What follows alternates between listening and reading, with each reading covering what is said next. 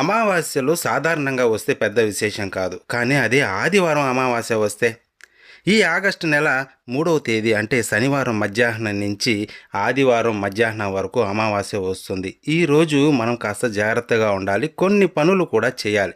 అదేంటంటే మన ఇంట్లో మగపిల్లలు కానీ ఉన్నట్లయితే వారికి ఖచ్చితంగా దిష్టి తీయాలి. దాంతో పాటుగా ఇంటికి కూడా గుమ్మడికాయతో దిష్టి తీస్తే చాలా మంచిది. మగపిల్లలను కూర్చోబెట్టి 2 చేతులతో ఉప్పు, ఆవాలు, మిరపకాయలు తీసుకొని 7 సార్లు శ్రవ్య దిశలో 7 సార్లు అపశ్రవ్య దిశలో తిప్పుతూ ఇరుగు దిష్టి, పొరుగు దిష్టి మొత్తం పోవాలి అని చెప్పి 3 సార్లు పిల్లల చేత తూ తూ తూ అని ఉమ్మమని చెప్పాలి. ఇలా దిష్టి తీసిన ఉప్పుని పారే నీటిలో లేక చెట్ల మొదల్లో వేసేయాలి. తర్వాత కాళ్ళు, చేతులు, ముఖాన్ని కడుక్కొని ఇంటి లోపలికి రావాలి. ఇలా చేయడం ద్వారా మగపిల్లలకి దిష్టి ఉంటే పోతుంది. ప్రతి అమావాస్యకి ఇలా చేయొచ్చు. కొంతమంది 3 దిష్టులు అంటే టెంకాయ, గుమ్మడికాయ, నిమ్మకాయతో దిష్టి తీస్తూ ఉంటారు. ఇలా చేస్తే చాలా మంచిది.